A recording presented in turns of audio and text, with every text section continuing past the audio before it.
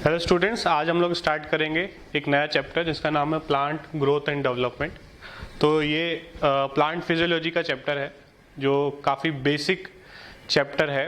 ठीक है, इसमें हम लोग प्लांट के ग्रोथ के बारे में पढ़ेंगे कि ग्रोथ कैसे होती है, कितने टाइप की ग्रोथ होती है, और मेनली हम लोग प्लांट हार्मोन्स के बारे में या प्लांट ग्रोथ प्रोमोटर्स या प्लांट ग्रोथ रेगुलेटर्स के बारे में हम लोग यहाँ पे बात करेंगे। ठीक है, तो छोटा चैप्टर है ये बट काफ़ी इंपॉर्टेंट है। ठीक है, हार्मोन्स में से क्वेश्चन हर बार जो है हमारे कॉम्पिटिटिव एग्जाम्स में आते हैं। तो हार्मोन वाला जो टॉपिक है, प्लांट ग्रोथ हार्मोन्स या हम लोगों ने प्लांट ग्रोथ प्रोमोटर्स बोलते हैं, वो बहुत इंपॉर्टेंट टॉपिक है। उसको इस चैप्टर में बहुत इंपॉर्टेंटली आपको पढ़ना है, याद करना है। ठीक है, तो स्टार्ट करते हैं हम लोग ये चैप्टर बेसिक टॉपिक से स्टार्ट करेंगे, फिर धीरे धीरे करके हम लोग आगे चलेंगे। यहाँ पे लिखा है कि all plants are descendant of zygote. ठीक है, जो भी प्लांट्स हैं, ठीक है, जितने भी प्लांट्स हैं वो जाइगोट से ही बने। ठीक है, the zygote develops into a mature plant through growth and differentiation. ठीक है, जब भी गैमीट्स मिलते हैं, ठीक है, जब भी गैमीट्स फ्यूज होते हैं, ठीक है, तो जब गैमीट का फ्यूजन होता है तो हमें पता है कि जाइगोट बनता है। ठीक है, और जाइगोट जो है वो कंटिन्यूअसली डिवाइड करने के बाद जो है एक मैच्योर प्लांट बनाता है। ठीक है, जिसमें रूट्स होते हैं, लीव्स, ब्रांचेस, फ्लावर, फ्रूट्स, ये सब हमको देखने को मिलता है, और इवेंचुअली वो प्लांट की डेथ भी हो जाती है। ठीक है, हर प्लांट का एक अलग लाइफ स्पैन होता है। कुछ जो है 3 महीने 4 महीने ग्रो करते हैं, सीजनल प्लांट्स होते हैं, और कुछ जो है वो 100 साल 200 साल भी ग्रो करते हैं। तो लाइफ स्पैन जो है वो वेरी करता है प्लांट टू प्लांट। अब हम लोग बात करते हैं प्लांट ग्रोथ की। तो प्लांट ग्रोथ को हम लोग डिफाइन कैसे करेंगे?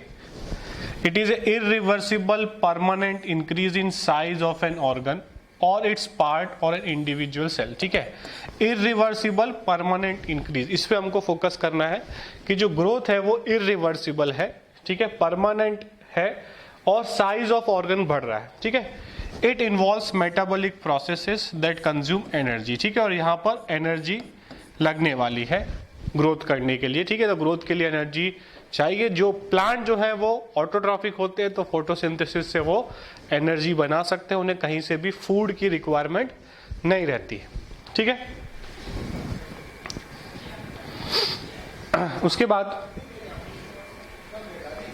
Plant growth is generally indeterminate, मतलब कोई फिक्स नहीं है कि ग्रोथ कब तक होगी। जैसे ह्यूमंस, एनिमल्स में जो है फिक्स है कि भाई इस एज तक ग्रोथ होती है, उसके बाद नहीं होती, पर प्लांट में ऐसा नहीं है। Plant growth continues throughout the life due to presence of meristem. ठीक है, इसके पास स्पेशल टिश्यूज प्रेजेंट होते हैं जिनको हम मेरिस्टेमेटिक टिश्यू बोलते हैं। उसकी वजह से ये हमेशा ग्रो कर सकता है अगर proper conditions, proper raw materials इसको मिलते रहे तो। ठीक है, meristematic cells have the capacity to divide and self perpetuate, मतलब ये डिवाइड करते हैं और अपने जैसे और नए सेल्स बना सकते हैं।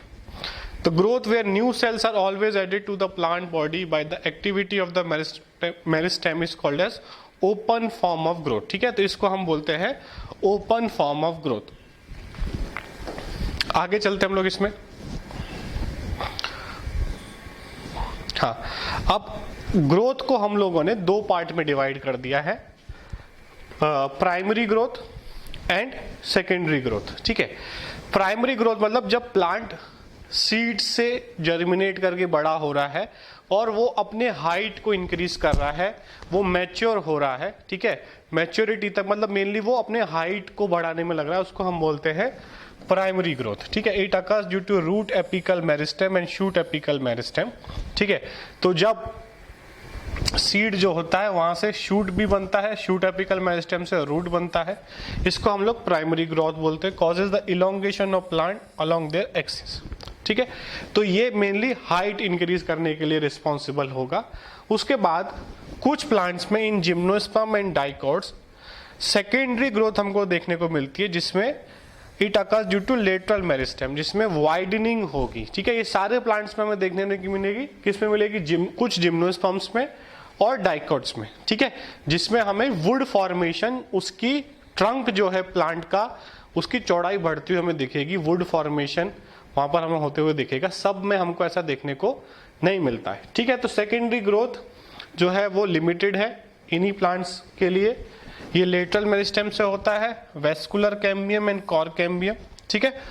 तो सेकेंडरी ग्रोथ के लिए लेटरल मेरिस्टेम रिस्पॉन्सिबल है, वेस्कुलर कैम्बियम और कॉर कैम्बियम। ये कैम्बियम्स के बारे में हम लोग एनाटॉमी वाले चैप्टर में डिटेल में पढ़ेंगे। These cause the increase in the girth of organs, ठीक है। ये प्लांट का जो है गिर्थ जो है वो इंक्रीज करता है, विड्थ चौड़ाई जो है वो इंक्रीज करता है, ठीक है। उसके बाद ग्रोथ इज मेजरेबल, हम ग्रोथ को मेजर कर सकते हैं अलग अलग तरीके से। At cellular level growth occurs due to increase in the amount of protoplasm, ठीक है। प्रोटोप्लाज्म इंक्रीज होगा, ठीक है, तो सेल ग्रो होगा। Increase in protoplasm is difficult to measure directly. अब इंक्रीज एक सेल के अंदर प्रोटोप्लाज्म बढ़ गया, उससे जो है मेजर करना थोड़ा डिफिकल्ट है। So growth is measured by parameters like increase in fresh weight, dry weight, length, area, volume, cell number. इन सारे पैरामीटर्स पे हम ग्रोथ को मेजर करते हैं। जैसे कि cell number, a maize root apical meristem can produce more than 17,500 new cells per hour, ठीक है। तो जो मेज हम लोग खाते हैं उसके रूट एपिकल मेरिस्टेम में 1 घंटे में 17,500 नए सेल्स बन सकते हैं, ठीक है। इतना तेजी से ये डिवाइड कर सकता है। इसमें क्या हो रहा है, सेल नंबर बढ़ रहा है, ठीक है। ये नंबर बढ़ रहा है, ये भी ग्रोथ कहलाएगा।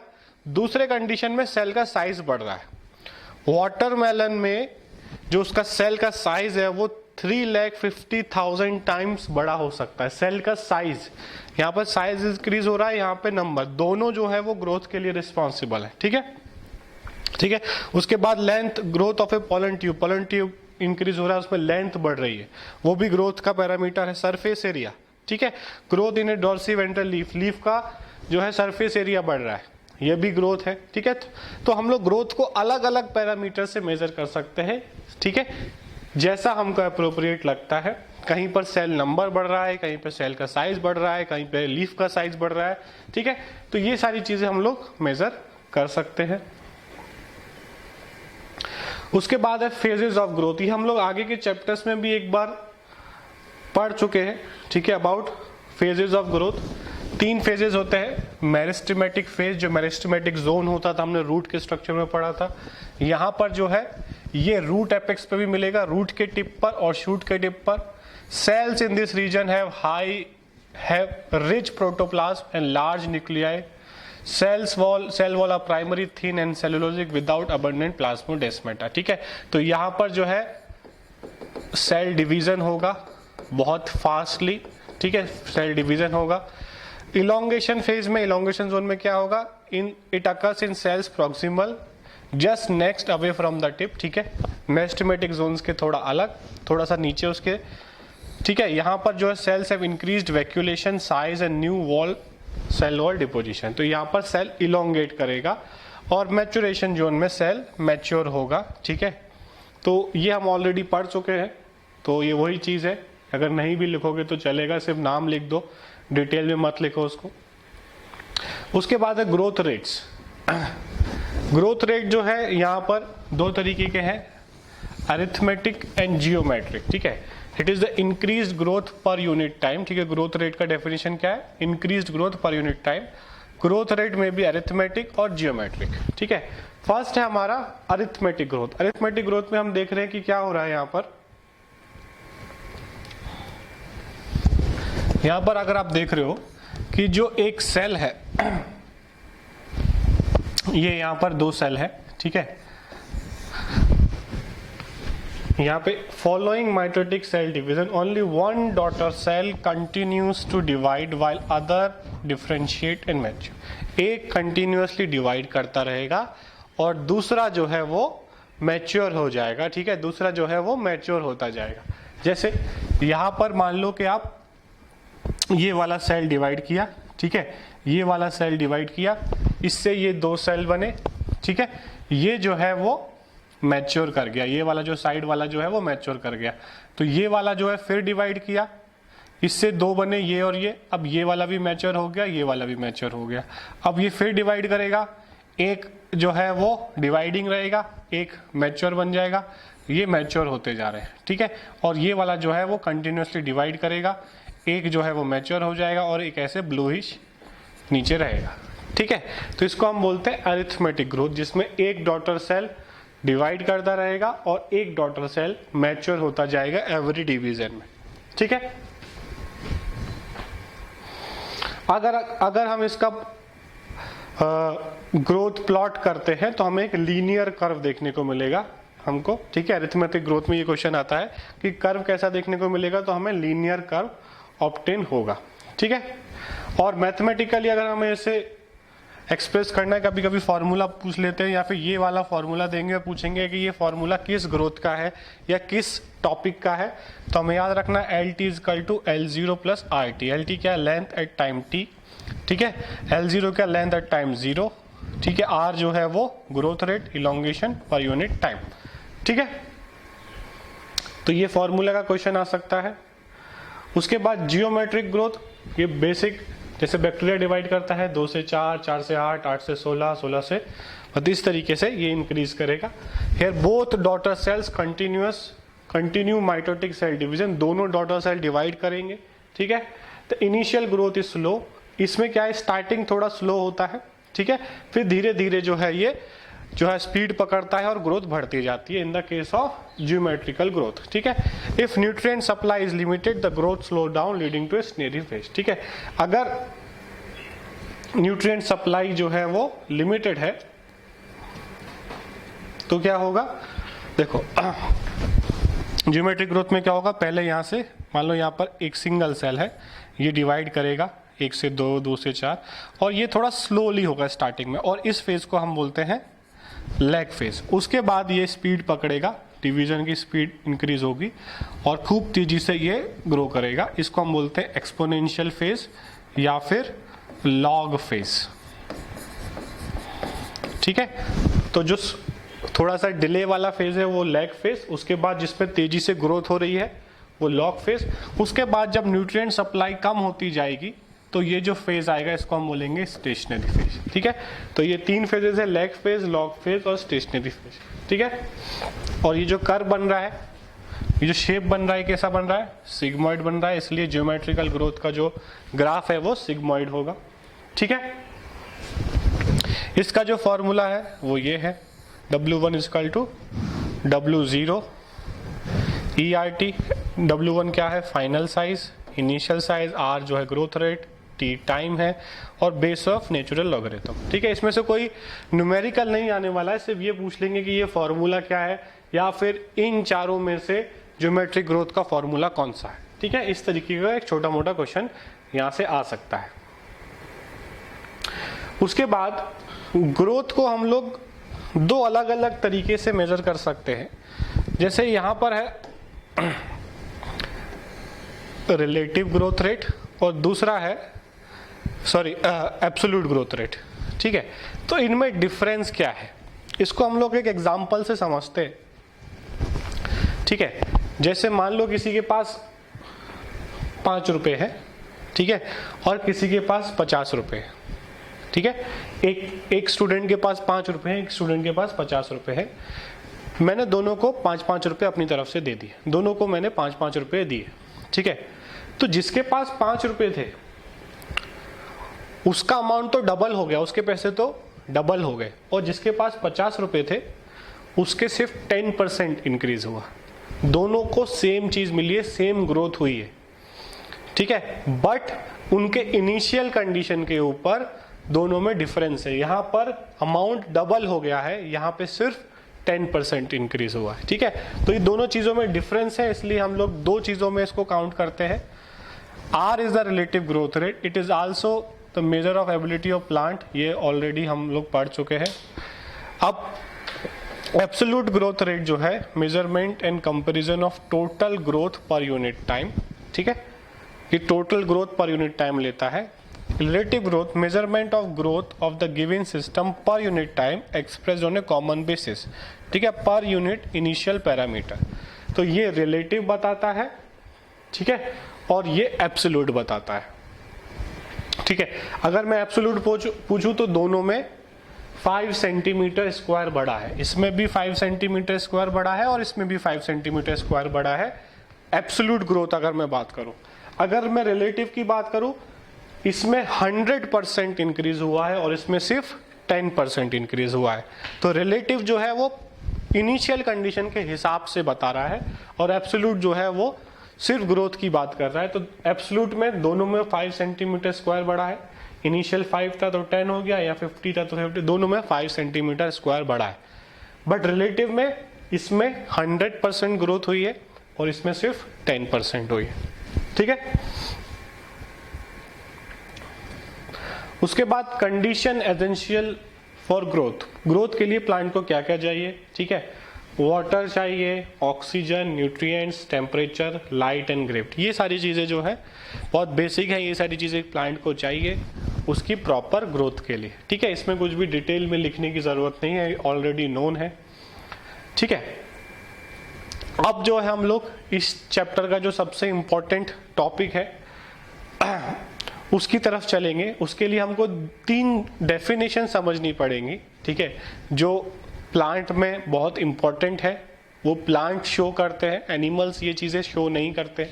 तो पहले हमको ये चीज़ें समझनी पड़ेगी, तब हम जो हमारा जो इम्पोर्टेंट टॉपिक है हार्मोन वाला उस पर चलेंगे। ठीक है, डिफरेंशिएशन, डी डिफरेंशिएशन एंड रीडिफरेंशिएशन। ठीक है, ये मैंने आपको क्लासरूम में भी 1-2 बार बताया है।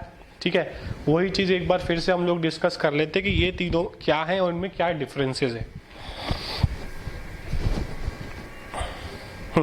तो डिफरेंशिएशन क्या है? ये बहुत सिंपल है। It is a process in which the meristematic cells and cambium differentiate and mature to perform specific function. ठीक है, एक सेल है वो डिवाइड करा, ठीक है, मेरिस्टेमेटिक सेल, ये लीफ सेल बन गया, ये मान लो रूट सेल बन गया, और ये अपना काम कर रहे हैं, अब ये डिवाइड करना छोड़ दिए, तो ये हो गया differentiation. This step is known as differentiation, ये वाला स्टेप। ठीक है, ये सेल जो है मेरिस्टेमेटिक था, इसने जो है रूट बनाया, सीव सेल बनाया, लीफ सेल बनाया, और ये अपना अपना काम कर रहे हैं, ये आगे आप डिवाइड नहीं कर रहे। ठीक है, तो इसको हम बोलेंगे डिफरेंशिएशन। ठीक है, उसके बाद under certain conditions living differentiated cells regain the capacity of division, this is known as dedifferentiation. अगर जो सेल्स डिवाइड करना छोड़ चुके थे वो फिर से डिवाइड करने लगे तो उसको हम बोलेंगे डी डिफरेंशिएशन। जैसे इसका एग्जांपल है formation of meristem, interfascicular meristem, cambium and core cambium. ये एग्जांपल हमको याद रखना है डी डिफरेंशिएशन का।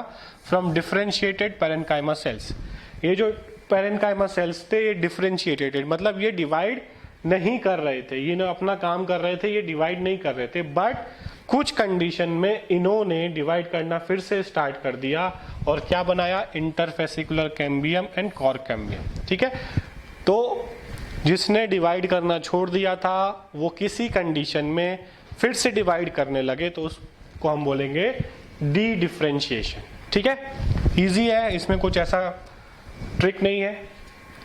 ठीक है, उसके बाद थर्ड टॉपिक है हमारा रीडिफरेंशिएशन।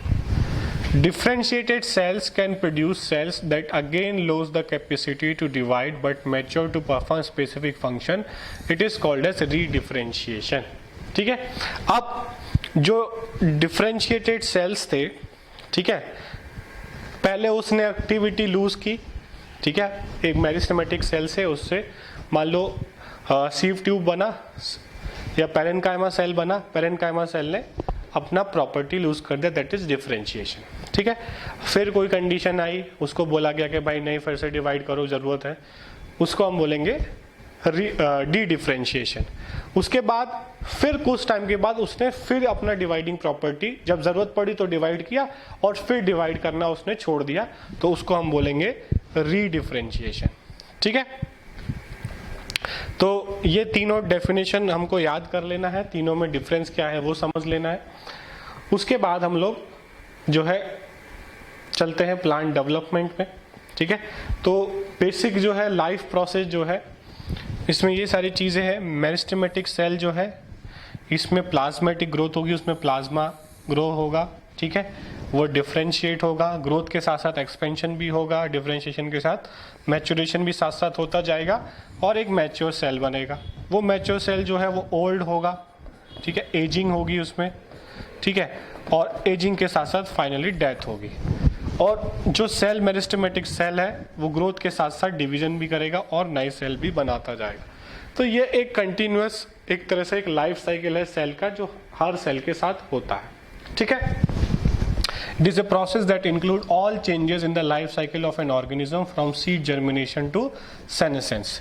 It is sum of growth and differentiation. ठीक है, तो ये हम लोग में बेसिक एनसीईआरटी का ही ये डायग्राम है, ये समझ लेना है। ठीक है, इसमें क्वेश्चन किस तरीके से आ सकता है कि यहाँ पर ए लिख देंगे, यहाँ पे बी लिख देंगे, सी लिख देंगे और पूछेंगे ए में क्या आएगा, बी में क्या आएगा, fill in the blanks type यहाँ पर क्वेश्चन आ सकता है। ठीक है,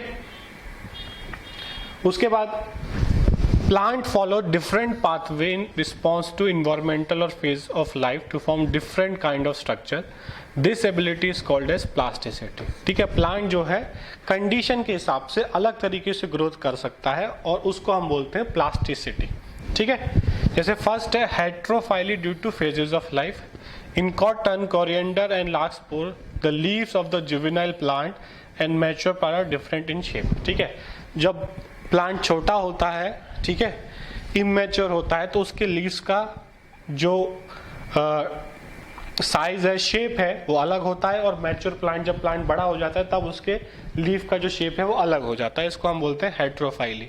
ठीक है, ये किसकी वजह से हो रहा है? फेजेस ऑफ लाइफ, मतलब पहले इमेच्योर फिर मैच्योर, लाइफ में जो चेंजेस आ रहे हैं उसकी वजह से लीफ का शेप भी चेंज हो रहा है। दूसरा, due to environment, difference in shape of leaves produced in air and water. ठीक है, जब ये प्लांट एयर में रहेगा तो अलग तरह का लीफ प्रोड्यूस करता है, और जब वाटर में सबमर्ज रहेगा तो अलग तरीके का लीफ प्रोड्यूस करता है। This is due to environment. ठीक है, तो इसको हम बोलते हैं प्लास्टिसिटी। अकॉर्डिंग टू कंडीशन, या तो फेजेस ऑफ लाइफ या इन्वायरमेंट या कोई और कंडीशन, प्लांट अगर डिफरेंट बिहेवियर दिखा रहा है, अपने लीफ का शेप चेंज कर रहा है, तो उसको हम बोलते हैं प्लास्टिसिटी। ठीक है, अब फैक्टर्स की बात करें अगर हम लोग, प्लांट के ग्रोथ के लिए, डेवलपमेंट के लिए जो फैक्टर रिस्पॉन्सिबल है, इंट्रिंसिक फैक्टर जो उसके अंदर है, और एक्सट्रिंसिक फैक्टर जो बाहर से कंट्रोल करते हैं, light, temperature, water, oxygen, nutrition, ये हमको पता है सब। इंट्रिंसिक में जेनेटिक, एक तो उस प्लांट का जेनेटिक डीएनए, और दूसरा है इंपॉर्टेंट सबसे इंटरसेलुलर प्लांट ग्रोथ रेगुलेटर्स, जिनको हम शॉर्ट में प्लांट हार्मोन्स बोलते हैं। ठीक है, तो मेनली हमको इस फैक्टर के बारे में इस चैप्टर में पढ़ना है, बाकी सारे फैक्टर्स के बारे में हमें यहाँ पे नहीं जानना है। ठीक है, तो जो सबसे इंपॉर्टेंट टॉपिक है इस चैप्टर का वो है प्लांट ग्रोथ रेगुलेटर्स, जिनको हम लोग प्लांट हार्मोन्स या फाइटो हार्मोन्स भी बोलते हैं। ठीक है, तो ये 5 तरह के हार्मोन्स हैं। ठीक है, इनको हम लोग प्लांट ग्रोथ रेगुलेटर्स बोल रहे हैं। These are simple molecules that regulate plant growth. इनको हम लोग रेगुलेटर्स क्यों बोल रहे हैं? सिंपल जो है हम लोग हार्मोन क्यों नहीं बोल रहे? देखो, हार्मोन का एक डेफिनेशन होता है कि it is secreted by a particular tissue from small amount and it act on a distant tissue.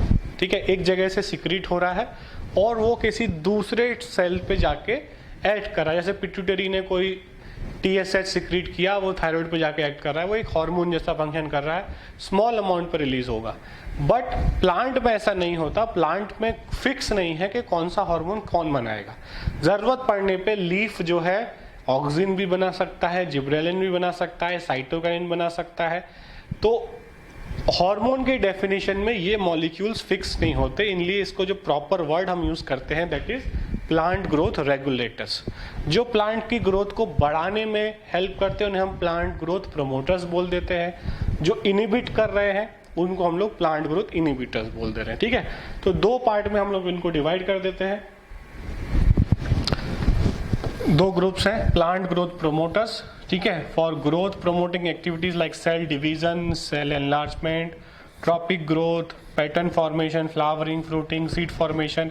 इसमें 3 आते हैं, ऑक्सिन्स, जिब्रेलिन्स और साइटोकाइन्स। ठीक है, तो ये 3 जो है वो प्लांट ग्रोथ प्रमोटर्स में आ जाते हैं। प्लांट ग्रोथ इनिबिटर्स क्या करते हैं? डोरमेंसी मतलब उसको रोक के रखते हैं, सीड डोरमेंसी मतलब सीड को जर्मिनेट होने से रोकना। ठीक है, एब्सिशन मतलब falling off leaves, falling off fruits, respond to wounds and stress. ठीक है, abiotic and abiotic origin, stress जो है वो बायोटिक भी हो सकता है, एबायोटिक हो सकता है। इसमें दो आते हैं, एब्सिसिक एसिड और इथाइलिन, ठीक है। तो टोटल जो है हमारे 5 तरह के हार्मोन है, 3 जो है वो प्लांट ग्रोथ प्रोमोटर्स में आते हैं और 2 जो है वो हमारे प्लांट ग्रोथ इनहिबिटर्स में आते हैं, ठीक है। अब एक एक करके हम लोग इनको आगे पढ़ेंगे, ठीक है। तो इस लेक्चर में हम लोग यहाँ तक रखते हैं। बहुत बेसिक चीज़ें हम लोगों ने आज डिस्कस की, मोस्टली सारी चीज़ें एनसीईआरटी में मेंशन्ड है, ठीक है। कंसाइज नोट बनाना है, जो भी चीज़ें ऑलरेडी नोन है, अंडरस्टूड है, उसको लिखने की ज़रूरत नहीं है। जो चीज़ें लिखने जैसी है, जैसे डिफरेंशिएशन, डी डिफरेंशिएशन, री डिफरेंशिएशन, ये लिखने जैसी चीज़ है, तो इसको लिखना है, समझना भी है, ठीक है। और अब हम लोग नेक्स्ट लेक्चर में जो है हम लोग स्टार्ट करेंगे अबाउट प्लांट ग्रोथ रेगुलेटर्स, ठीक है। Thank you.